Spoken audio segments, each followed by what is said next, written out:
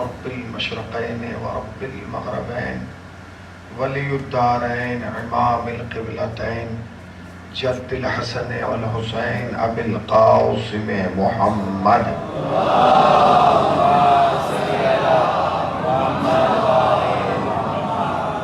اما بعد فقد قال اللہ حق سبحانہ تبارک وتعالی وقولہ الحق بسم اللہ الرحمن الرحیم لقد خلقنا الانسان فی احسن تقویم صلوات پڑھنے پر محمد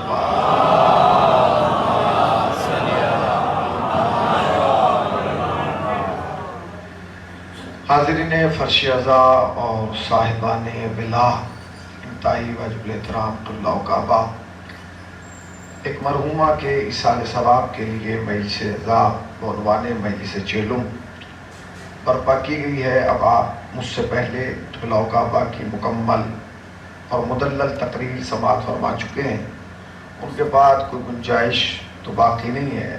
بس ایک طالب علم کی حیثیت سے حاضر خدمت ہوں، کچھ گزارشات اور کچھ معروضات لینے کے بعد۔ جس آیہ کریمہ کو میں نے تلاوت کیا ہے، اس مجمع کے اندر ایک بھی فرد بشر ایسا نہیں ہے کہ جو اس آیہ کریمہ کا حافظ نہ ہو۔ الحمدللہ ارشاد باری تعالیٰ ہو رہا ہے لقد خلقنا الانسان فی احسن تقویم، کہ ہم نے انسان کو احسن تقویم پر پیدا کیا، یعنی جو خلقت کا بہترین معیار ہے اس پر پروردگار عالم نے انسان کو پیدا کیا۔ اب اس سے عمدہ کوئی خلقت کا معیار ہو ہی نہیں سکتا تھا۔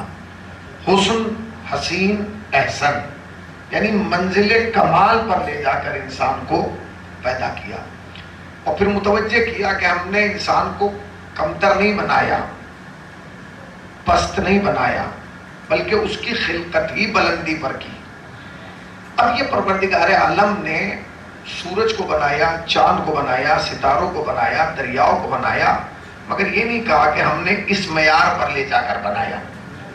یہ انسان ہے کہ جسے بتا رہا ہے کہ تجھے اس معیار پر بنایا ہے۔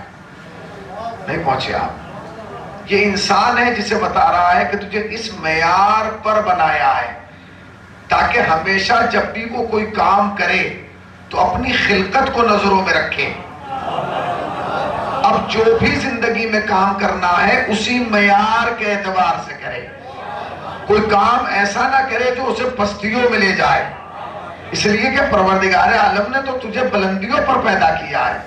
اب یہ تیرا عمل ہے کہ تجھے پستیوں میں لے جا کے جانوروں سے بدتر بنا سکتا ہے، اور اگر تو بلندیوں پہ چلا جائے تو فرشتوں سے افضل بنا سکتا ہے۔ صلوات پڑھیں نا اور محمد و آل محمد۔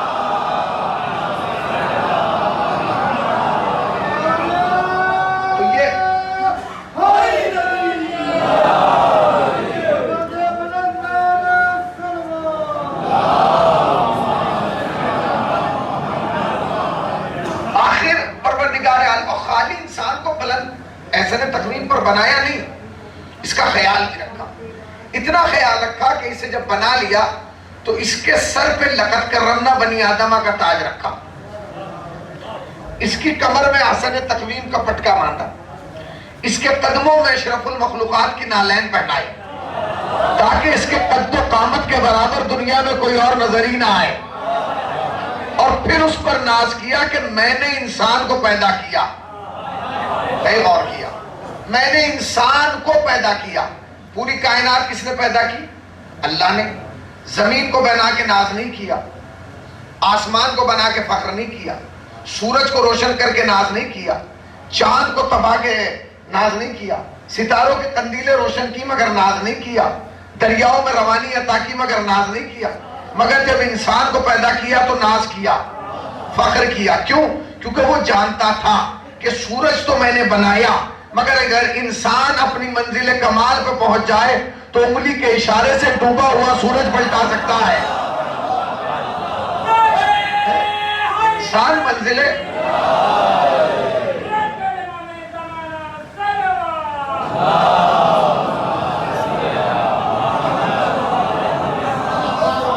اللہ نے سب کچھ بنایا مگر ناز آپ پہ کیا۔ کیوں؟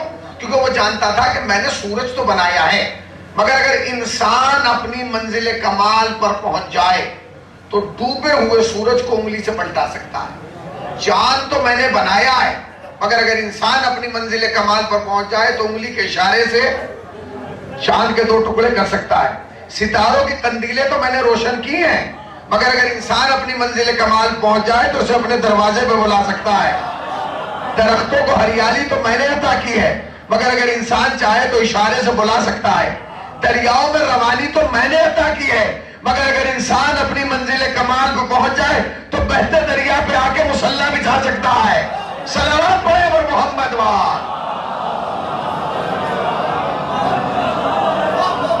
تو یہ کمال کسے عطا کیا؟ انسان کو عطا کیا۔ اچھا کبھی یہ سوچئے کہ کمال کی بنیاد کیا ہے؟ اللہ نے جو آپ کو اشرف بنایا، اس کا سبب کیا ہے؟ کیوں بنایا اشرف؟ ایسا ہمارے وجود میں ایسی کون سی چیز ہے کہ جو ہم اشرف بننے کے لائق ہیں؟ آنکھیں؟ نہیں۔ آنکھیں ہمارے پاس بھی ہیں، جانور کے پاس بھی ہیں، گائے بھینس بلی بندر سب کے پاس آنکھیں ہیں کہ نہیں؟ اور شاید ہم سے زیادہ تیز آنکھیں ہیں۔ ہماری تو آنکھ کی ایک حد ہے کہ وہاں تک دیکھ سکتے ہیں، اس سے آگے نہیں، مگر کبوتر کی آنکھ ہم سے چھوٹی ہوتی ہے، ہم سے زیادہ دیکھتی ہے کہ نہیں؟ وہ ہزاروں فٹ کی بلندی پہ اڑتا ہے مگر زمین پہ پڑا ہوا دانا دیکھ لیتا ہے۔ تو آنکھ میں تو وہ ہم سے زیادہ تیز ہے، مگر اسے اشرف نہیں بنایا، اشرف آپ کو بنایا کہ نہیں؟ اچھا ہمارے پاس ٹانگیں، اللہ نے ہمیں چلنے کی توفیق دی ہے، تو ہم تیز چلتے ہیں۔ گھوڑا بولیے، ارے بھائی کون چلتا ہے تیز؟ مگر اشرف ہم ہیں، گھوڑا نہیں ہے۔ ہم 2 کلومیٹر دوڑیں تو سانس اوپر نیچے ہو جاتا ہے، گھوڑا 10 کلومیٹر بھی دوڑے تو نارمل رہتا ہے، مگر اشرف ہم ہیں۔ ہیبت میں ہم زیادہ ہیں یا شیر؟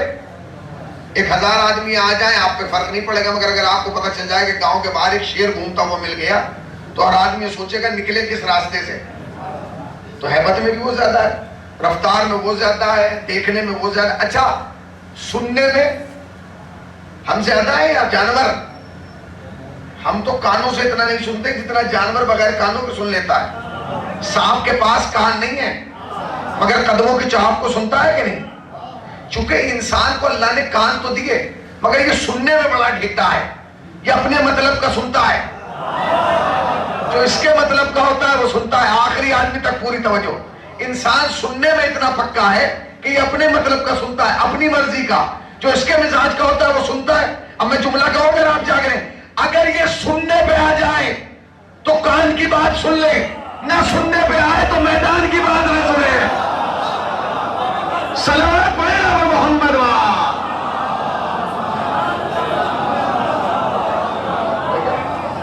اگر یہ سننے پہ آ جائے تو کان کی بات سن لیتا ہے، نہ سننے پہ آئے تو میدان کی بات۔ آپ نے ایسے انسان دیکھے کہ نہیں جنہوں نے کان کی سنی ہے میدان کی نہیں سنی ہے؟ تو ان سے اچھا تو وہ سانپ ہے، آپ نے غور ہی نہیں کیا۔ ان سے اچھا تو وہ سانپ ہے جو بغیر کانوں کے سنتا ہے، اس لیے کہ انہوں نے کان کی بات بھی میدان میں نہیں سنی۔ کیوں نہیں سنی؟ کیونکہ ان کے اپنے مزاج کی نہیں تھی، اس لیے انہوں نے نہیں سنی۔ تو ہر چیز میں جانور ہم سے اچھا ہے، دوڑ میں، رفتار میں، ہر اعتبار سے۔ پھر اشرف ہم کیوں ہیں؟ اس کا مطلب ایسا ہے کہ آنکھوں کی وجہ سے ہم اشرف نہیں ہیں، کان کی وجہ سے ہم اشرف نہیں ہیں، چلنے پھرنے کی وجہ سے ہم اشرف نہیں ہیں، دوڑنے بھاگنے کی وجہ سے ہم اشرف نہیں ہیں۔ اشرف کسی اور وجہ سے ہے، اس کا تعلق آنکھ سے نہیں ہے، کان سے نہیں، کوئی اور چیز ہے جو ہمارے پاس ہے ان کے پاس نہیں۔ وہ جانتے کیا ہے؟ اس چیز کا نام ہے عقل۔ اللہ نے آپ کے فانوس دماغ میں شمع عقل روشن کی ہے، اگر یہ عقل نہ ہوتی تو آپ اشرف نہ ہوتے۔ کہاں بیٹھے ہیں؟ توجہ دیں، مجھے احساس دلائیں جملے پہ کہ میں شیعوں کے سامنے پڑھ رہا ہوں، شیشے کے سامنے نہیں پڑھ رہا، اس لیے کہ شیشہ نہیں بولتا، شیعہ بولتا ہے۔ صلوات پڑھے پر محمد وآل محمد پاک۔ بکھر کے نہیں مل گئے،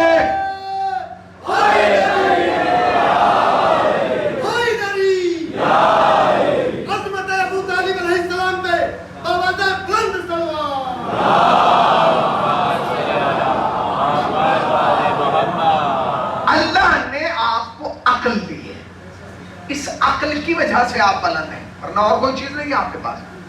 آپ سے زیادہ مضبوط آنکھ ان کی ہے، آپ سے زیادہ کان مضبوط ان کے، آپ سے زیادہ جسم میں طاقت ان کے، آپ کے جسم میں طاقت زیادہ ہے ہاتھی کے؟ قد و قامت میں آپ بڑے یا اونٹ؟ مگر اشرف آپ ہیں، کیونکہ اس کے پاس عقل نہیں ہے۔ اس کا مطلب یہ کہ ہر کمال عقل کی وجہ سے ہے۔ اگر عقل نہ ہوتی تو تم اشرف نہ ہوتے، اگر عقل نہ ہوتی تو تم لائق تعظیم نہ ہوتے، اور لفظ کہ تم اگر عقل نہ ہوتی تو تم لائق تذکرہ نہ ہوتے۔ یہ تو عقل کی وجہ سے ہے جو تم یہاں بیٹھے ہو۔ بھئی عقلی کا تو کمال ہے۔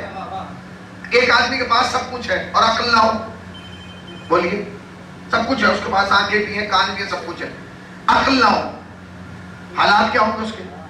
بتائیے اس کے حالات کیا ہیں؟ جن کا سگا ہوگا نا وہ بھی یہ نہیں کہیں گے کہ سگا ہے۔ اللہ نے گھر میں ایک فیملی پاگل آ گیا، پیدا ہو گیا، ایب نارمل تھا وہ پیدا ہو گیا، ہو سکتا ہے کسی میں رشتے والے بیٹھے ناشتہ لگا ہوا ہے، وہ آ جائے پھٹے کپڑوں میں اور رشتے والے پوچھیں یہ کون ہے بھائی؟ تو جو ہوں گے نا اپنے لوگ کہیں گے نہیں نہیں پڑوسی آ گیا رشتے دار، یہ نہیں کہیں گے سگا ہے۔ آپ نے غور کیا؟ اگر عقل ہوتی تو وہ ہمارے ساتھ تھا، عقل نہیں ہے لہٰذا ہم نے اسے اپنے ساتھ رکھنا بند کر دیا۔ حالات یہ ہے کہ میں نے دو ہی طریقے کی چیزیں بندی ہوئی دیکھی، یا وہ انسان کو زنجیروں میں باندھا جاتا ہے جس کے پاس عقل نہ ہو، یا اس جانور کو باندھا جاتا ہے جس کے پاس عقل نہ ہو۔ اس کا مطلب یہ ہے کہ دو پیروں پہ چلنا کمال نہیں ہے، عقل ہونا کمال ہے۔ اگر عقل ہے تو آپ ہماری صفوں میں، اگر عقل نہیں ہے تو حکیم کا کہتے ہیں اسے زنجیروں میں باندھ کے رکھو۔ آپ نے پاگلوں کو زنجیر میں بندھا ہوا دیکھا؟ دو چیزیں بندی دیکھی ہوگی، بھیڑ بکری، دمبا، گوسفند، ہاتھی، کیونکہ ان کے پاس عقل نہیں۔ انسان بھی، اس کا مطلب یہ کہ اگر عقل ختم کر دی جائے تو جانور میں اور انسان میں کوئی فرق نہیں۔ اچھا ہمارا مزاج کیا ہے؟ اگر عقل نہ ہو تو ہم رشتے توڑ دیتے ہیں، ہم نہیں رکھیں گے اس سے رشتہ، نہ بھائی ہمارا اس سے کیا تعلق، عقل ہی نہیں ہے اس کا، پاگل آدمی کے تو بیوقوف ہے، اس سے تعلقات مت رکھ، کوئی پھنسوا دے گا، کٹوا دے گا، مروا دے گا، یہی تو ہوتا ہے۔ اللہ نے بھی رشتے توڑ دیے، اللہ نے بھی مسجد میں اسے بلایا جس کے پاس عقل ہے۔ کہاں بیٹھے آپ؟ اللہ نے بھی مسجد میں اسے بلایا جس کے پاس عقل ہے، اللہ نے حج پہ بھی اسے بلایا جس کے پاس عقل ہے، اللہ نے روزے کا بھی مطالبہ اس سے کیا جس کے پاس عقل ہے۔ پوچھئے جس کے پاس عقل نہیں ہے اس کے پہ تو شریعت بھی لاگو نہیں ہوتی ہے، اور نہ شریعت کا حکم کس پہ ہے؟ جو صاحبان عقل ہے۔ اگر عقل نہیں ہوگی، آپ یہ دیکھیے اذان کا ٹائم ہوا، لوگ مسجد کی طرف جانے لگے، سارے اب گاؤں مسجد میں چلا جائے پوری مجلس، ایک پاگل باہر کھڑا رہے، ایک بھی نہیں ہوگا جو اس سے کہے بھائی صاحب نماز تو پڑھ لیجیے۔ اگر وہ مسجد میں چلا بھی گیا نا تو ہر آدمی کہے گا اس لوٹے کو اس نے ہاتھ لگایا تھا، یہاں تک آیا تھا۔ کمال ہے، پاگل سے آپ نہیں کہتے۔ میں کھڑا ہو کے اگر کھانے لگوں ماہ رمضان میں، ہر آدمی کہے گا مولانا آپ پاگل ہو گئے۔ اس کا مطلب یہ کہ رمضان میں کھانا پاگل کی علامت ہے۔ رمضان میں کھانا، اب آپ سمجھ نہیں رہے کیا کہہ رہا ہوں، رمضان میں کھانا پاگل کی علامت ہے، مسجد میں نہ جانا پاگل کی علامت ہے، پاگل کی علامت۔ اللہ نے کہا عقل ہو تو یہاں ہو، عقل نہ ہو اپنے گھر رہو، کیونکہ عقل والے پہ تو ہے شریعت کا حکم۔ بھائی نماز کس کے لیے؟ عقل والے کے لیے، روزہ کس کے لیے؟ عقل والے کے لیے، قرآن کس کے لیے؟ سب کچھ عقل والے کے لیے۔ یہ عقل پہ اتنا زور کیوں دیا؟ کیونکہ آپ کو مسجد میں کیوں بلایا جا رہا ہے؟ نماز پڑھنے۔ نماز میں کیا ہے؟ کھڑے رہنا، رکوع کرنا، سجدہ کرنا۔ اگر سجدہ نہ ہو تو نماز ہو جائے گی؟ سجدے کا کیا مطلب ہے؟ سجدے کا مطلب ہے کہ جسم کے 7 اعضاء زمین پہ ٹکائے جائیں۔ اعضاء سجدہ کتنے؟ 7۔ 2 ہتھیلیاں، 2 گھٹنے، 2 انگوٹھے۔ انگوٹھے یوں نہیں، ہمارے یہاں بیچارہ موسا ایسے بھی رکھا پڑا رہتا ہے، اسے پتہ ہی نہیں ہے۔ اعضاء سجدہ کیا ہے؟ 7، یہ اور انگوٹھے، اور ایک کیا ہے؟ پیشانی۔ اچھا ایک آدمی پورے دن 6 ٹکائے رکھے، یہ نہ ٹکائے، سجدہ ہو جائے گا؟ بولیے سجدہ ہو جائے گا؟ ہوگا؟ اچھا پورے دن ناک رکھے سجدے میں ہوگا؟ حکم سجدہ کیا ہے؟ پیشانی۔ یہاں چوٹ لگ گئی تو یہاں سے، یہاں لگ گئی تو یہاں سے، مگر پیشانی ضرور ٹکنا ہے۔ آپ جانتے ہو ان لوگوں نے کیا کہا؟ اللہ نے کہا کہ دیکھو تم آؤ 6 چیزیں ٹکائے رکھو، سجدہ نہیں ہے، سر ٹکاؤ گے تو سجدہ ہے، کیونکہ سجدہ تیرے سر جھکانے کا نام نہیں ہے، تیری عقل جھکنے کا نام ہے۔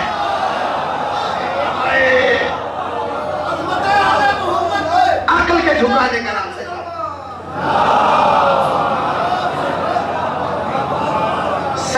پیشانی کی وجہ سے نہیں ہے، کبھی آپ یہ سمجھیں، سجدہ عقل کی وجہ سے، دماغ، برین، اس کو جھکانے کا نام ہے۔ پروردگار کی عقلی کو کیوں جھکانا چاہتا ہے؟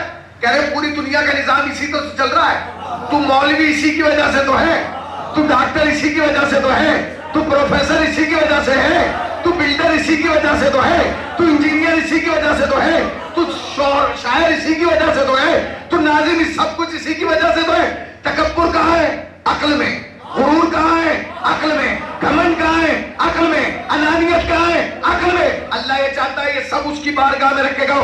سبحان ربی الاعلی و بحمدہ، سلام پڑھے پر محمد رہا۔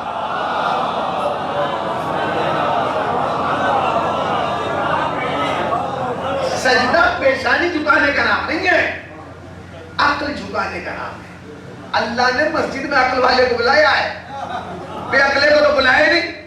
آج تک آپ کو رمضان میں جتنے بھی مولوی آپ کے گاؤں میں آئے ہوں گے، سب کو کہتے بھی لوگ مسجد میں آئیے، نماز میں آیا کیجئے جماعت میں۔ اچھا گھر میں 7 آدمی ہے، ایک پاگل ہو، 6 کو کہے گا آئیے، اور اگر وہ 6 کہنے لگے ہم اسے لیں، بھائی اسے کیوں لا رہے ہیں، بیٹھ دیجیے۔ اس کا مطلب کیا ہے؟ مولوی بھی اسی کو بلاتا ہے جو عقل والا ہو، خدا بھی اسی کو بلا رہا ہے تو جو عقل والا ہو۔ اب میں ایک جملہ کہنا چاہتا ہوں، اگر میرا مجمع میرے ساتھ ہے، یاد رکھنا، اگر شہر یا محلے یا گاؤں میں یہ پتہ کرنا ہو نا عقل والے کتنے ہیں، تو گھر میں جا کے نہ دیکھنا کہ کتنے عقل والے ہیں، مسجد میں آ کے دیکھنا کتنے عقل والے ہیں۔ سلام پڑھے وہ محمد و آل محمد با۔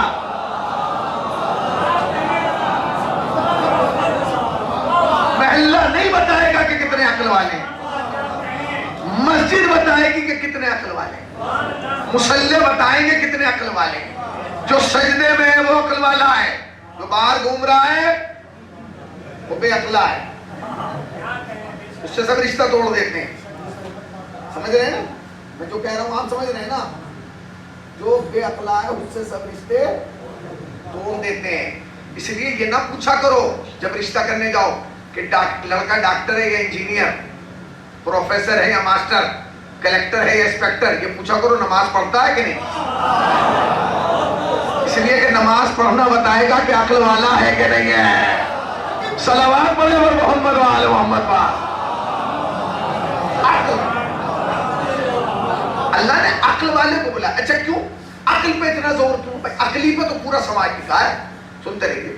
اشرف کیوں ہے؟ عقل کی وجہ سے۔ اب تک افضل کیوں ہے؟ عقل کی وجہ سے۔ برتری کیوں ہے؟ عقل کی وجہ سے۔ عقلی کا کمال ہے، کیونکہ جب عقل آتی ہے نا یہ اپنے پیچھے 3 چیزیں لے کے آتی ہیں، 3 چیزیں۔ جب عقل آتی ہے تو فوراً اس کے بعد آنے والی چیز کا نام ہے شعور۔ جہاں عقل نہیں ہوگی وہاں شعور نہیں ہوگا۔ نہیں پہنچے آپ؟ کبھی کسی پاگل کو شعور کی بات کرتے ہوئے نہیں سنا ہوگا؟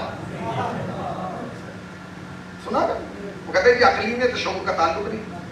اچھا جب شعور آئے گا تو پھر آئے گی حیا، حیا آئے گی تو پھر آئے گی غیرت۔ جسم کو چھپانا حیا ہے، جسم کو چھپانا غیرت ہے۔ ہر آدمی پاجامہ کیوں پہنتا ہے؟ حیا کی وجہ سے۔ پاگل کو دیکھا ہے پھٹے کپڑوں میں گھومتا رہتا ہے، اسے پتہ ہی نہیں، اسے پتہ ہی نہیں کیا پہننا ہے کیا نہیں پہننا، کیسے رہنا ہے کیسے نہیں رہنا، کیونکہ نہ شعور ہے، نہ حیا ہے، نہ غیرت ہے۔ اچھا چونکہ جانور میں اور انسان میں بنیادی فرق کیا ہے؟ وہ یہ ہے کہ اس کے پاس عقل نہیں ہے، انسان کے پاس عقل ہے، ورنہ شہوت اس کے پاس بھی ہے، شہوت اس کے پاس بھی ہے، سب کچھ ہے، مگر دونوں کے پاس شہوت ہے، مگر حیا نہیں ہے، غیرت نہیں ہے۔ یہ حیا اور غیرت اور شعور یہ عقل کے بعد آتا ہے، یہ انسان کو بتاتا ہے کیا کرنا ہے کیا نہیں کرنا۔ میں بتاؤں گا آپ کو، آپ ایک صلوات پڑھیں اور محمد والے محمد، ایک اور صلوات پڑھنے قبلہ کے استقبال۔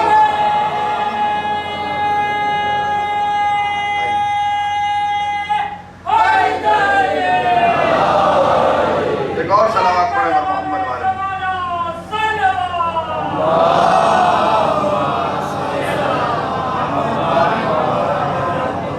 ایک اور صلوات پڑھیں قبلہ کے استقبال۔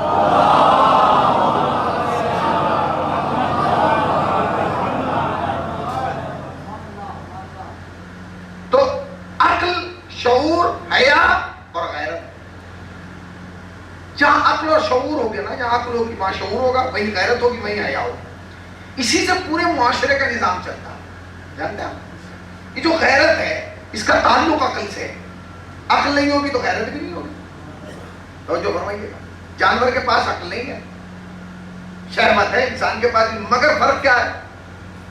فرق یہ ہے کہ عقل نے انسان کو ہوشیار بنایا. جب انسان اپنی جنس سے مخالف کو دیکھتا ہے نا، کسی عورت کو دیکھتا ہے، بڑی اچھی ہو، بڑی خوبصورت ہو، بڑی خوبصورت ہو، کیا کہنے، اسے دیکھتا ہے تو عقل فوراً پکڑ کے کہتی کیا کر رہا ہے. شعور کہتا حرام ہے. غیرت کہتی آنکھیں نیچے کر لے. سسٹم سمجھ رہے ہیں نا؟ پھر کیا بولے بھائی، کیا سنو، اگر یہ عقل کا تقاضا ہے. کیا کہا؟ سنو، گھر میں اگر 5 عورتیں نا، 5 برابر نہیں ہیں. 5 ہیں تو 5 برابر نہیں ہیں، سب میں فرق ہے. کیا مطلب؟ تمہاری ماں اور ہے، بیوی اور ہے، پھوپھی اور ہے، بیوی اور ہے، خالہ اور ہے، بیوی اور ہے، بھانجی اور ہے، بیوی اور ہے، بھتیجی اور ہے، بیوی اور ہے. یہ پاکیزہ رشتے ہیں. اب سنتے رہیے گا. یہ کس نے بتایا؟ عقل نے، شعور نے، حیا نے، غیرت نے آپ کو اس کی طرف متوجہ کیا. حیوان کے یہاں یہ نہیں ہے. بکرا جب بکری کو دیکھتا ہے تو بس بکری سمجھتا ہے، اما نہیں سمجھتا. توجہ فرمائیے گا میں جو کہہ رہا ہوں. جب بکرا بکری کو دیکھتا ہے تو صرف بکری سمجھتا ہے، اما، خالہ، پھوپھی یہ نہیں ہے. جب بیل گائے کو دیکھتا ہے تو گائے سمجھتا ہے، اس کے علاوہ کچھ نہیں. جب اونٹ اونٹنی کو دیکھتا ہے، کیونکہ اس کے اندر عقل نہیں ہے. اس کے اندر عقل نہیں. اللہ نے انسان کو بنایا مگر اس کے پاؤں میں حیا کی بیڑی ڈال دی اور کہا سن، اس دنیا میں جا تو رہا ہے، یہاں سب برابر نہیں ہے. قرآن نے کیا کہا سورہ نساء میں؟ وَحُرِّمَتْ عَلَيْكُمْ أُمَّهَاتُكُمْ، ہم نے تمہاری مائیں، تمہاری بہنیں، تمہاری پھوپھیاں، تمہاری خالائیں، تمہاری بھانجیاں، بھتیجیاں، تمہاری دودھ پلانے والی دائیاں تم پر حرام قرار دی ہیں. سنتے رہیے گا. تمہاری مائیں، بہنیں، وَحُرِّمَتْ عَلَيْكُمْ أُمَّهَاتُكُمْ وَإِخْوَاتُكُمْ وَخَالَاتُكُمْ وَبَنَاتُكُمْ، تمہاری مائیں، بہنیں، پھوپھیاں، خالائیں، بھانجی، بھتیجیاں، دودھ پلانے والی دائیاں تم پر حرام قرار دی. کیا مطلب؟ ماں سے شادی نہیں ہو سکتی، بہن سے شادی نہیں ہو سکتی، پھوپھی سے شادی نہیں ہو سکتی، خالہ سے شادی نہیں ہو سکتی، بھانجی بھتیجی سے شادی نہیں ہو سکتی، دودھ پلانے والی دائی سے شادی نہیں ہو سکتی. یہ پاکیزہ رشتے ہیں، آبرو مند رشتے ہیں، عزت دار رشتے ہیں، احترام والے رشتے ہیں، اکرام والے رشتے ہیں. یہ قرآن کا پیغام تھا. نبی نے بھی اس منبر سے یہ میسج دیا، بھائی سنو، یہ پاکیزہ رشتے ہیں، یہ آبرو مند رشتے ہیں، یہ عزت دار رشتے ہیں، ان سے شادیاں نہیں ہو سکتی. عقل کا تقاضا یہ ہے، شعور کا تقاضا یہ ہے، حیا یہی کہہ رہی ہے. اچھا، نبی نے بھی یہی کہا تھا اور قرآن نے بھی یہی کہا. شعور کی سمجھ میں آ گیا کہ ہاں یہ تو بات ٹھیک ہے، کوئی بات نہیں. اب نبی چلے گئے دنیا سے. وہ حیوان والی بات یاد ہے آپ کو؟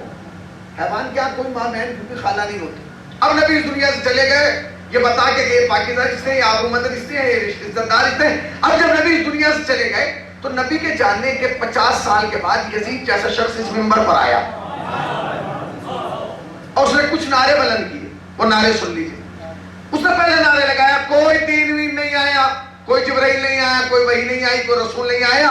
یہ بنی ہاشم کا ایک قوم تھا جو انہوں نے حکومت اور اقتدار کے لیے رچا تھا، انہیں حاصل کرنا تھا، انہیں حاصل کرنا.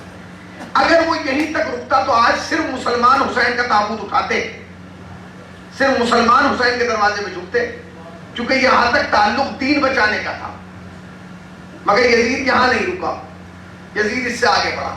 یزید نے آگے بڑھ کے کہا سنو، کوئی ماما نہیں، کوئی بہن بہن نہیں، کوئی پھوپھی نہیں، کوئی خالہ نہیں، کوئی بھانجی نہیں، کوئی بھتیجی نہیں، عورت صرف ایک عورت ہے. یعنی وہ بتا رہا تھا کہ ماں میں اور بیوی میں کوئی فرق نہیں ہے، پھوپھی میں اور بیوی میں کوئی فرق نہیں ہے، خالہ میں اور بیوی میں کوئی فرق نہیں ہے، دونوں ایک جیسی ہیں. جب اس نے نعرہ لگایا تو حسین مدینے میں اٹھے. اچھا پہلے تو سمجھیے کہ یزید میں اتنی جرأت کہاں سے آ گئی کہ وہ یہ کہنے لگا کوئی ماں نہیں، کوئی بہن نہیں. اس کے اندر اتنی طاقت کہاں سے آئی؟ تو طاقت یہاں سے آئی کہ وہ یہ سمجھا بے وقوف کہ نبی تو جا چکے، بچہ قرآن یہ ہے خاموش، یہ نہ روکے گا نہ ٹوکے گا. یہ بچہ خاموش، یہ نہ روکے گا نہ ٹوکے گا. نبی چلے گئے، وہ لوٹ کے آئیں گے. یہ ہے خاموش، نہ یہ روکے گا نہ ٹوکے گا. مگر اس بے وقوف کو یہ نہیں پتا تھا کہ نبی جانے سے پہلے 2 چیزیں چھوڑ کے گیا ہے. ایک کتاب، ایک وارث کتاب. وارث کتاب کا نام تھا حسین. حسین کھڑے ہوئے اور حسین نے کھڑے ہو کے کہا یزید سن، حلال محمدی قیامت تک حلال، حرام محمدی قیامت تک حرام. یعنی جو میرا نبی حرام کر کے گیا ہے وہ حرام، جو حلال کر کے گیا ہے وہ حلال. یعنی حسین کہنا یہ چاہتے تھے کہ یزید خبردار، زبان کو سنبھال لے. ماں قیامت تک ماں ہے، بہن قیامت تک بہن ہے، پھوپھی قیامت تک پھوپھی ہے، خالہ قیامت تک خالہ ہے. اور یزید کیا کہہ رہا تھا؟ کوئی ماں نہیں، کوئی بہن بہن نہیں، کوئی پھوپھی پھوپھی نہیں، کوئی خالہ والا نہیں. اور حسین کیا کہہ رہے تھے؟ ماں قیامت تک ماں ہے، بہن قیامت تک بہن ہے، پھوپھی قیامت تک پھوپھی ہے. اب پورے اکبرپور کے مجمع کی توجہ چاہتے ہوئے ہاتھ جوڑ کے جملہ کہہ رہا ہوں، خدا کے واسطے آج کے بعد دلوں کو چھوٹا نہ کرنا، پریشان نہ ہونا کہ فلاں حسین کو نہیں مانتا، فلاں مجلس میں نہیں آتا، فلاں تعزیہ کو دیکھ کے منہ پھیر لیتا ہے. اس لیے کہ حسین کو سب نہیں مان سکتے. جو ماں کو ماں مانتا ہے وہی حسین کو مانتا ہے.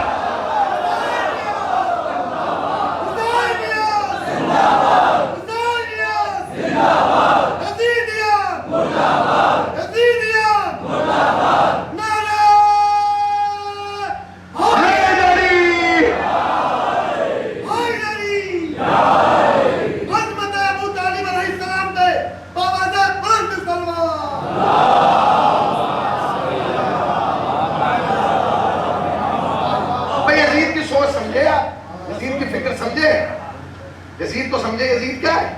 یزید یہ کہہ رہا تھا کہ نبی تو چلے گئے، بچہ قرآن یہ نہ روکے گا نہ ٹوکے گا. یزید کی ضرورت کب پڑی؟ جب روکنے ٹوکنے والا سامنے نہیں تھا. آپ نے غور ہی نہیں کیا میں کیا کہہ رہا ہوں. قبلہ کی موجودگی میں جملہ کہہ رہا ہوں. میرے بزرگ ہیں، سرپرست ہیں، میرے دو بھائی بیٹھے ہیں، ان کی موجودگی میں کہہ رہا ہوں. خدا کی قسم ہماری قوم میں بھی کچھ افراد ایسے پیدا ہو گئے جنہیں کتاب سے پرابلم نہیں ہے، ان سے پرابلم ہے جو روک بھی رہے ہیں ٹوک بھی رہے ہیں. بیٹھے ہیں میں کیا کہہ رہا ہوں بھائی.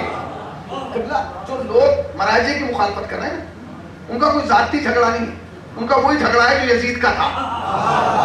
اب یہ نعرہ تو پہلے لگ چکا تھا نا، ہمیں کتاب کافی ہے، ہمیں کتاب کافی ہے. تو کتاب کیوں کافی ہے؟ کیونکہ ہمیں روکنے ٹوکنے والا نہیں چاہیے.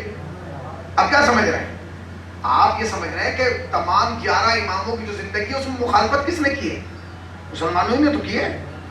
کیوں کی ہے؟ کیونکہ وہ روک بھی رہے تھے ٹوک بھی رہے تھے. وہ کہہ رہے تھے شراب پینا حرام ہے، وہ کہہ رہے تھے ہمیں کتاب کافی. اس کا مطلب یہ ہے کہ ہر دور میں اس کی مخالفت ہوگی جو روکے گا بھی ٹوکے گا بھی. آپ روکنا ٹوکنا بند کر دیجئے. کیا کہنے تعریفیں ہونے لگی بھائی مولانا کا کوئی جواب نہیں. کیا کہنے حسین صاحب کبھی کچھ روکتے ہی نہیں ٹوکتے نہیں. مولا فرماتے ہیں جس کی کوئی مخالفت نہ کرے سمجھ لو منافق ہے. تو روکنا ٹوکنا بہت ضروری ہے. جب تک روکیں گے نہیں نا، اگر آپ کوئی کام کر رہے ہیں اور اس کی مخالفت نہ ہو تو پھر آپ جائزہ لیجئے شیشے میں سامنے کھڑے ہو کے کہ کمی کہاں رہ گئی. مولا فرماتے ہیں اگر کوئی کام ہو رہا ہے اور اس کی مخالفت نہ ہو سمجھو تم نے کوئی کام ہی نہیں کیا.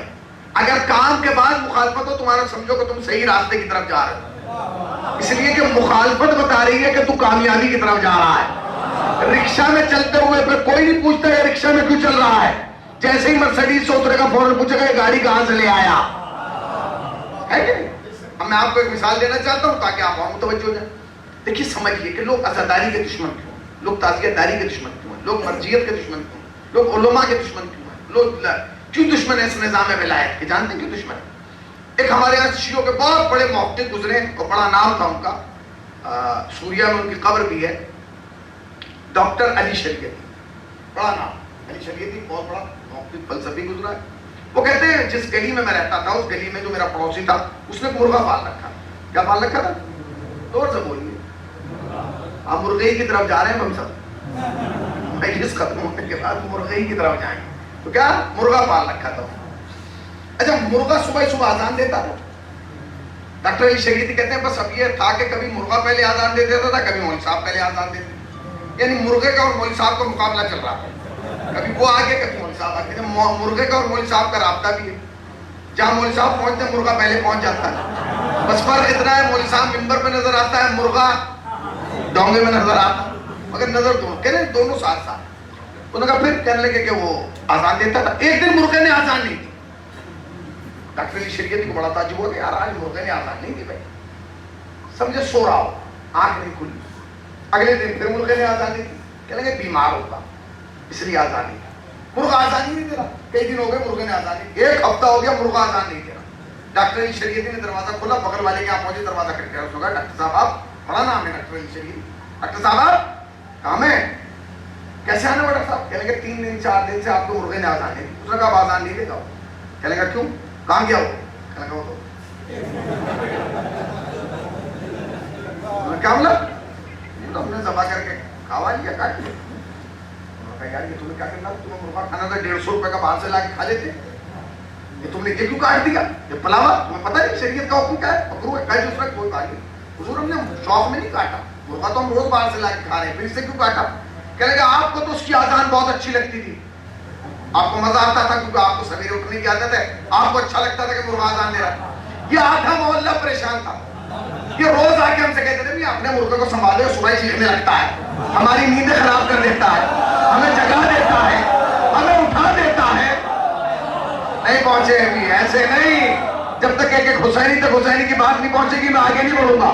کیا کہا اس نے؟ کہا کہ یہ تمہارا مرغا, اسے سنبھالو, یہ صبح چیخنے لگتا ہے, صبح بولنے لگتا ہے, اس کی وجہ سے ہماری نیند خراب ہو رہی ہے, اس کی وجہ سے نیند میں خلل پڑ رہا ہے, اس کی وجہ سے ہم پریشانی میں, ہم سوتے دیر سے, یہ سویرے اٹھ جاتا ہے. ڈاکٹر علی شریعتی واپس آئے, ڈائری کھولی اور ایک جملہ لکھا جو قیامت تک باقی رہے گا. ڈاکٹر علی شریعتی نے اپنی ڈائری پہ لکھا کہ مجھے آج پتا چلا کہ لوگ ان کی جان کے دشمن ہو جاتے ہیں جو سوتے ہوئے کو جگانے کا کام کریں.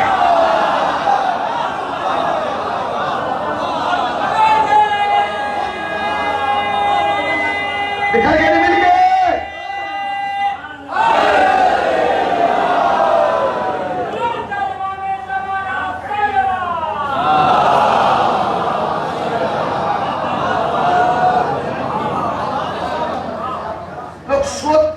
لوگ اس کے دشمن ہو جاتے ہیں جو سوتے ہوئے کو جگانے کا کام کریں. آپ سمجھے, لوگ ان کے دشمن کیوں ہیں؟ اس کو سوتے ہوئے کو جگانے کا کام کریں. لوگ ان کے دشمن کیوں ہیں؟ کیونکہ سوتے ہوئے کو جگانے کا کام. لوگ فرش اعضاء کے دشمن کیوں ہیں؟ لوگ عزاداری کے دشمن کیوں ہیں؟ لوگ عربیین کے دشمن کیوں ہیں؟ لوگ مرجیات کے دشمن کیوں ہیں؟ کیونکہ سوتے ہوئے کو جگانے کا کام کریں. آپ سوتے ہوئے کو سلانے کا کام کریں, کوئی نہیں پریشان ہوگا.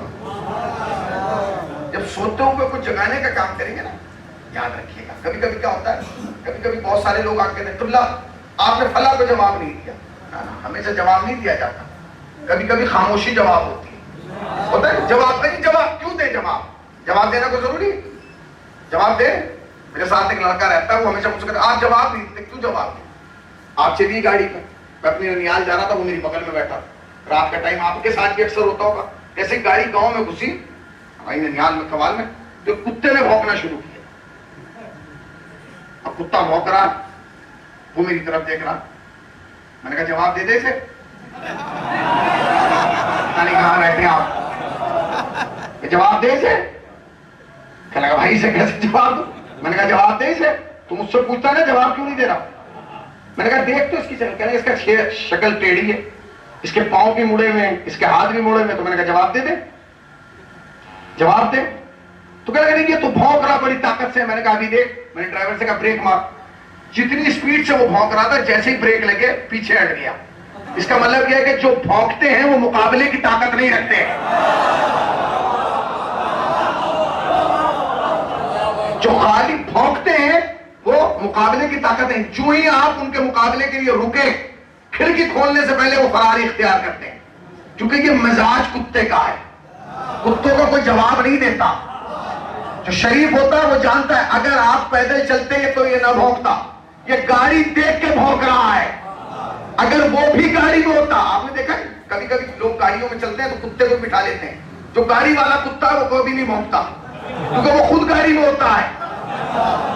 کتا بھی وہی بھونکے گا جو پیدل ہوگا. اس کا مطلب یہ ہے کہ کتے کا مزاج ہے کہ اپنے سے بلند والے پہ بھونکو. اب اگر آپ کو دیکھ کے کوئی بھونک رہا ہو نا تو پریشان نہ ہونا, سمجھنا کہ اسے اپنی پستی کا احساس ہے, تمہاری بلندی کا احساس ہے. صلوات پڑھے پر محمد و آل محمد پر. ایک اور صلوات پڑھے پر محمد محمد وآل محمد۔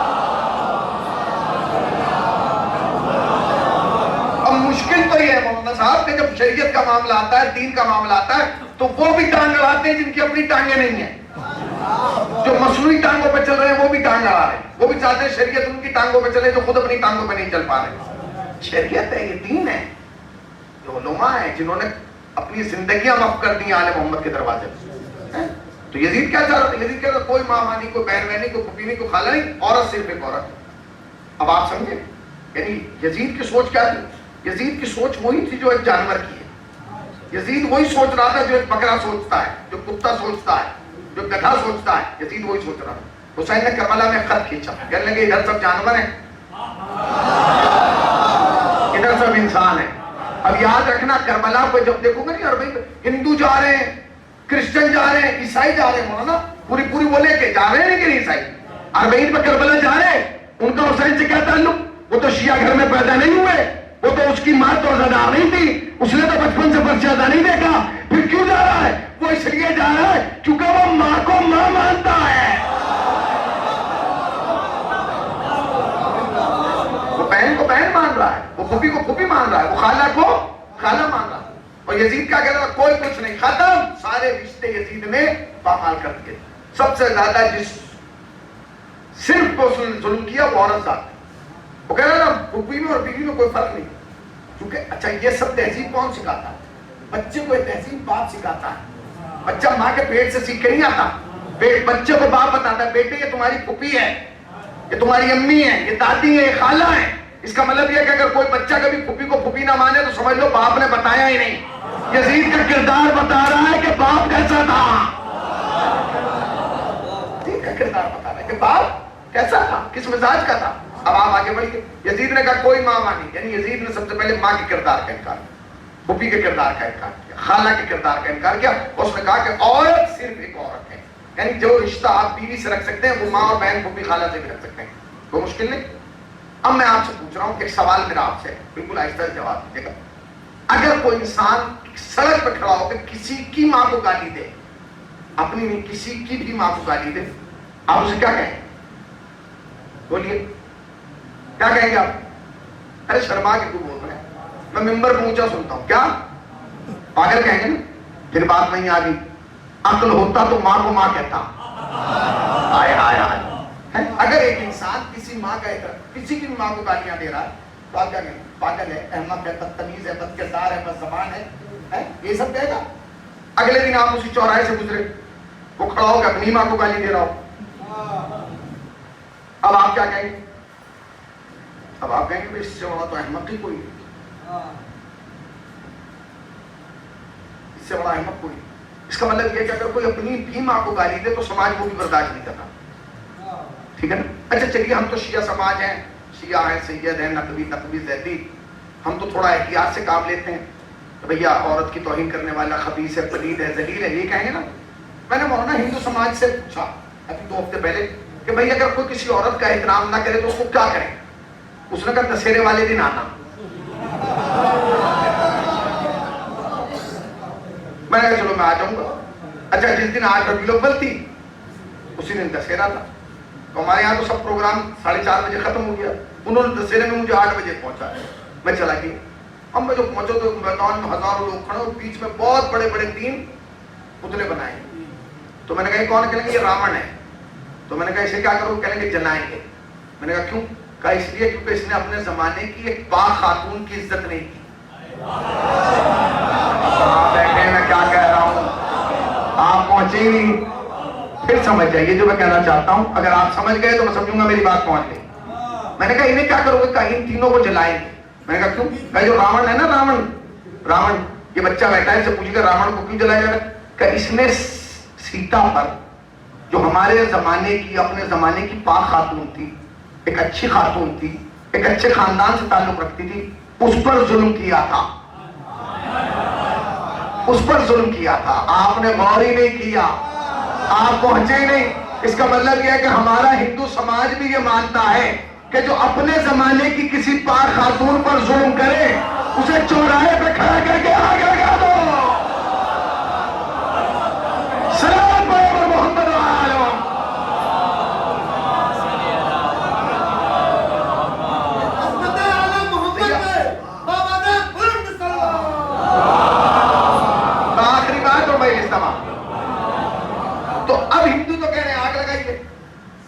یزید تو سب کی توہین کر رہا تھا، ماں کی، بہن، پھوپھی، خالہ، وہ تو کہہ رہا تھا عورت صرف ایک عورت ہے، کچھ نہیں.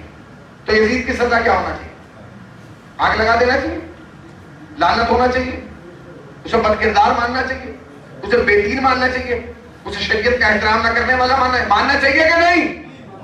یہ آپ کہہ رہے ہیں کیونکہ آپ شریف ہیں. اس دنیا میں خبیث بھی ہیں، وہ اتنے بڑے خبیث ہیں کہ انہیں خام میں یزید نظر آ رہا ہے. بھائی انہیں خام میں یزید نظر آ رہا ہے کہ نہیں؟ بولیے کتنے لوگوں نے وہ ویڈیو دیکھی؟ ہاتھ اٹھا کے بتائیے شاباش. جس نے کہا اتنی لمبی داڑھی لے کے آیا، سوشل میڈیا بیٹھ کے کہنے لگا رات میرے خواب میں یزید ابن معاویہ آئے تھے. اور نا اس کے خواب میں آئے، یہ ہمیں پرابلم نہیں، کیونکہ جیسا بندہ ہوتا ہے ویسا خواب آتا ہے.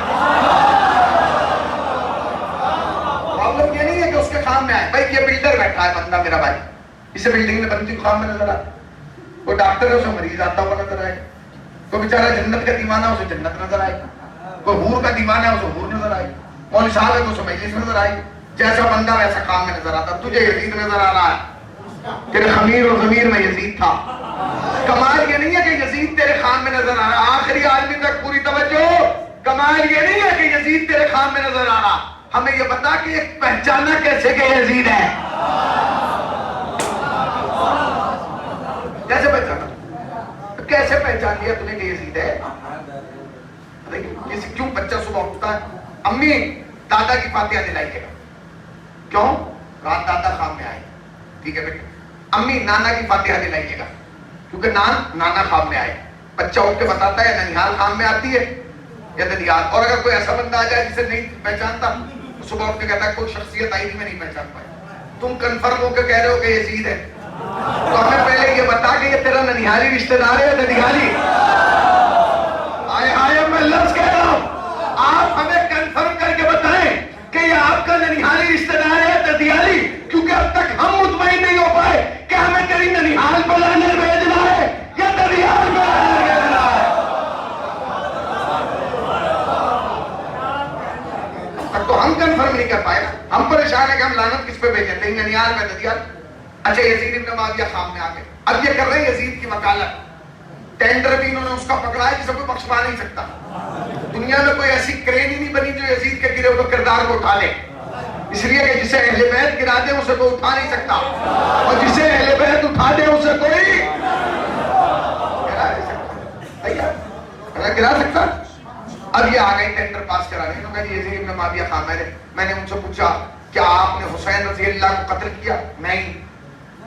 یہ سمجھے بچ گیا، بچا لیا بھائی ان کی نگاہ میں بچ گیا.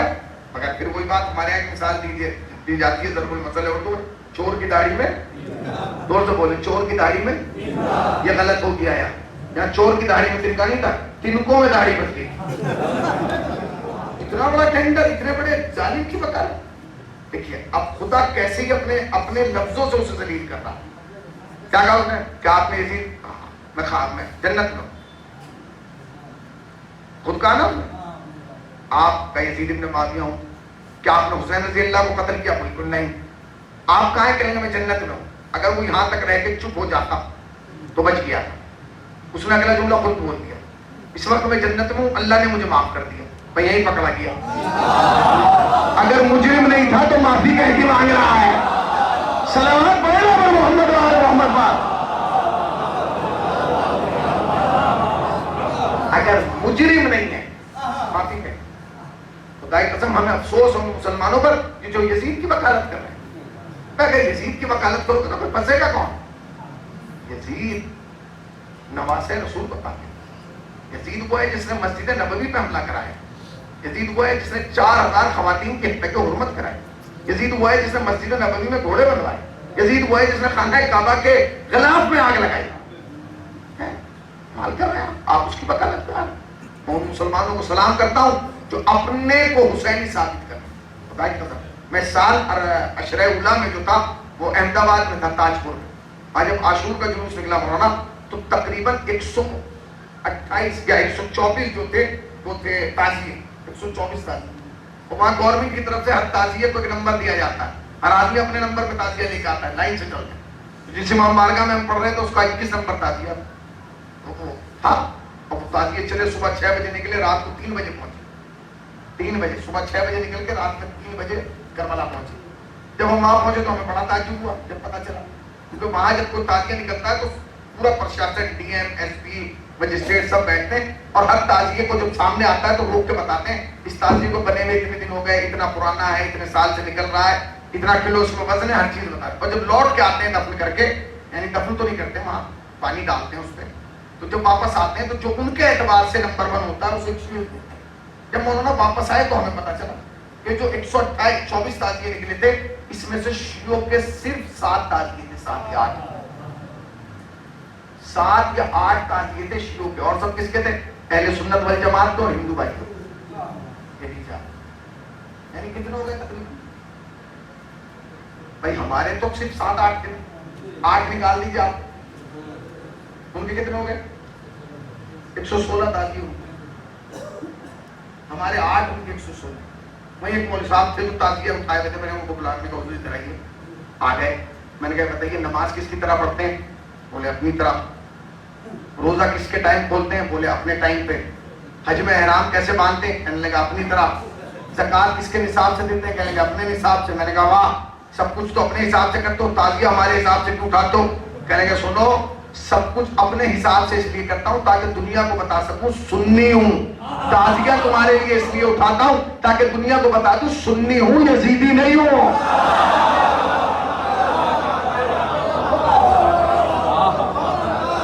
सलाम है उन्हें सुन्नत वल जमात, इसलिए कि उन्होंने अपने आप को साबित किया कि हम यजीदी नहीं। खुदा की कसम, वो हिंदू भाई जो ज़दारी करते, वो हिंदू भाई जो नोहा पढ़ते हैं, तो क्या ताल्लुक है हुसैन से? करबला में हुसैन सिर्फ दीन बचाने नहीं आए थे, इंसानियत बचाने। अगर आज दुनिया में माँ का एहतराम है तो सबब हुसैन है। अगर दुनिया में आज वालिदैन को इज्जत दी जा रही है तो सबब हुसैन है। अगर भाई को देख के भाई सर झुका रहा है तो सबब हुसैन है। अगर रिश्तों में जोश और वलवला बाकी है सबब हुसैन। इसलिए हुसैन करबला में सारे रिश्ते लेके आ गए ताकि तुम्हें पता चले कि रिश्तों की अजमत क्या है। एक बाप को कैसा होना चाहिए? हुसैन का जैसा मैं। एक भाई को कैसा होना चाहिए? जैसा अब्बास है। एक बेटे को कैसा होना चाहिए? जैसा मेरा अकबर है। एक भतीजे को कैसा होना चाहिए? जैसे मेरा कासिम है। एक भांजों को कैसा होना चाहिए? जैसे मेरा मोहम्मद है। एक दोस्त को कैसा होना चाहिए? जैसा हबीब है। एक मेहमान को कैसा होना चाहिए? जैसा हो रहा है। अल्लाहु अकबर। एक गुलाम को कैसा होना चाहिए? जैसा जौन है। सारे रिश्ते तो लेके आ गए हुसैन करबला। अगर आज दुनिया में रिश्ते बाकी हैं तो ये सिर्फ फातिमा के लाल। मौलाना मुकम्मल मसाइल पहुंचे। एक माँ, जब माँ आती है ना, आंखें बंद कीजिए, लफ्ज माँ लीजिए, माँ सामने आपको आपकी माँ का चेहरा नजर आने लगे। जिनकी माएँ दुनिया से जा चुकी हैं, खुदा उन्हें तरीक़ रहमत फरमाए, और जिनकी बाकी हैं खुदा उन्हें हयात तुलानी दे। अल्लाह तुम्हारी माओ का साया तुम्हारे सरों पे पर देर कायम और दायम फरमा। सुनो, बड़ा अजीब व गरीब मराला है, बड़ा अजीब व गरीब। माँ माँ माँ, बड़ी ममता होती है।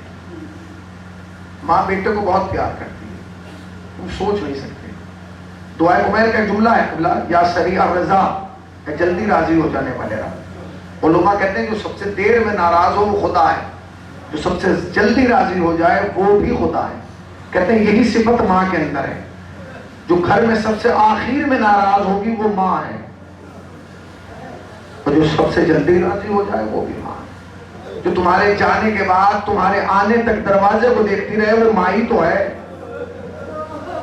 जो तुम्हारी बीमारी पे मुसल्ले पे बैठ जाए वो माँ ही तो है।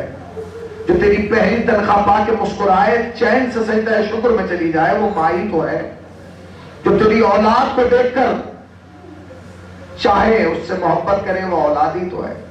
जो तेरे गम में तुझसे ज्यादा गमगीन हो वो माँ ही तो है। जो तेरी खुशी में अपनी आंखों में आंसू ले आए वो माँ ही तो है। ये माँ ही तो है। याद रखना, कभी कभी हमारे यहाँ भी कुछ मंजिलें ऐसी हैं कि हम भी कोताही कर देते हैं। जब माँ का तस्करा आता है तो हम सिर्फ माँ पढ़ते हैं, बाप नहीं पढ़ते। नहीं, बाप का भी बड़ा शरफ है, बड़ी अजमत है, बड़ा मर्तबा है। एक लफ्ज कहूं भाई, जो 9 महीने पाले उसे माँ कहा जाता है, जो जिंदगी भर पाले उसे बाप कहा जाता है। अगर तुम शिया हो, अज़ादार हो, मातमदार हो, ताजियादार हो, خدا کے واسطے کبھی والدین کے حق میں کوتاہی نہ کرنا، اس لیے کہ اگر تم سے تمہارے ماں باپ راضی نہیں ہے، خدا کی قسم اہل بیت بھی راضی نہیں ہے۔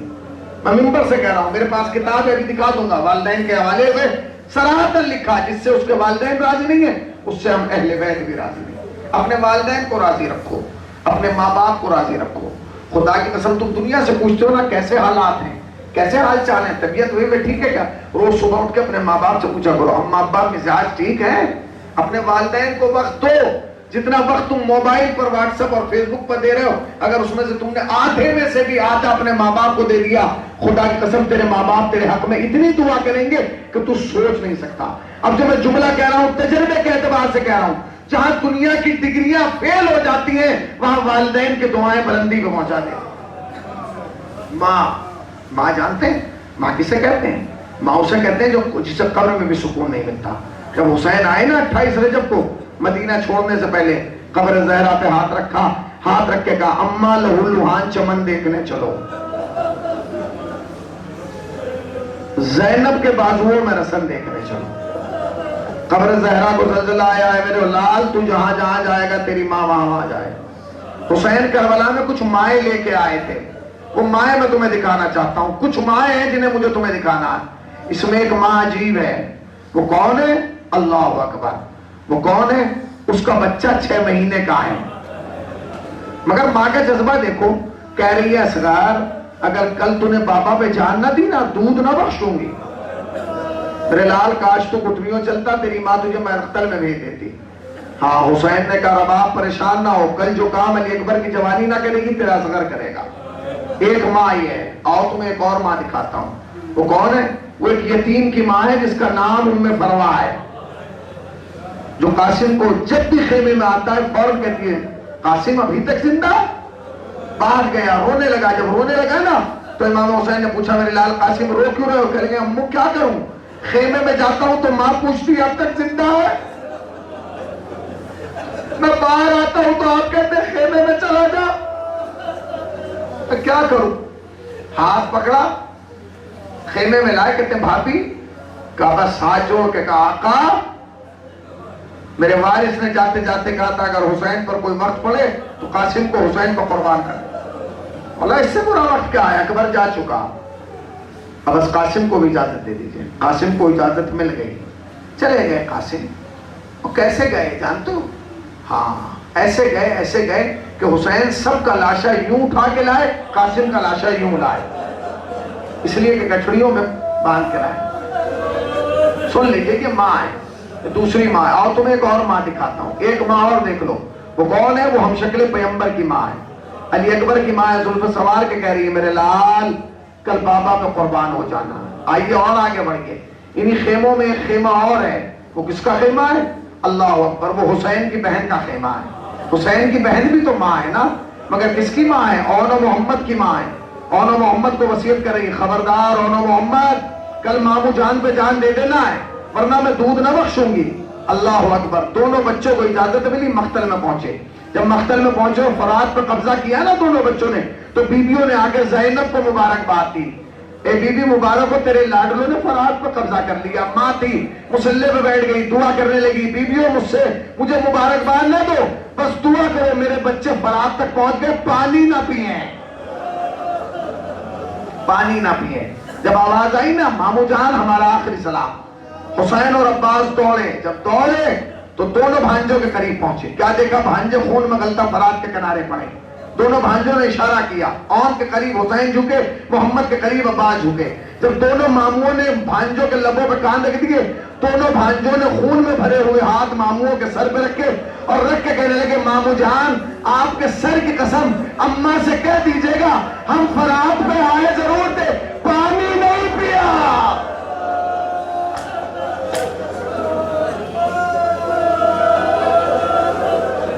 پانی نہیں پیا۔ یہ کون ہے؟ یہ کون ہے؟ یہ کون ہے؟ یہ کون ہے؟ یہ اون و محمد کی ماں ہے۔ اور تمہیں ایک ماں اور دکھاتا ہوں، جب حسین لاشا لائے نا علی اکبر کا اٹھا کے اور لانے کے بعد خیمے میں رکھا، ماں کی مجلس ہے نا تو سن لو، اب آخری جملہ وہ مجلس رحمت تمام، جب بیٹا مرتا ہے تو ماں کے دل پہ کیا اثر پڑتا ہے، اس کی کیفیت کیا ہوتی ہے۔ لا کے خیمے میں رکھ دیا، ساری بیویاں ماتم کرنے لگی۔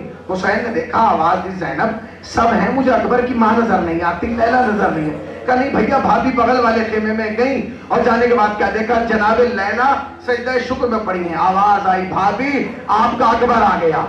जनाबे लैला अपने मुसल्ले से उठी, कभी खेमे के इस कोने में जाती है, कभी इस कोने में जाती है, कभी इस कोने। जब काफी देर हो गई तो जनाबे ज़ैनब ने दरे खेमा पे खड़ो के कहा, भाभी क्या तलाश कर रही है, आप बाहर क्यों नहीं आती? पर एक जुमला कहा माने, कहने की बीबी मैं आना तो चाहती हूँ मगर क्या करूं, मेरी आंखों से कुछ दिखाई नहीं दे रहा। अरे जब से मेरा अकबर गया मेरी बीनाई चली गई, वाह अकबरा वाह मुसीबता।